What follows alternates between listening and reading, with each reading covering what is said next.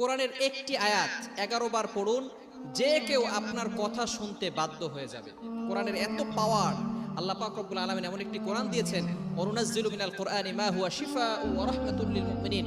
এই কোরআন হচ্ছে সমস্ত রোগের জন্য সেবা স্বরূপ এবং সমস্ত মানুষের জন্য রহমত স্বরূপ।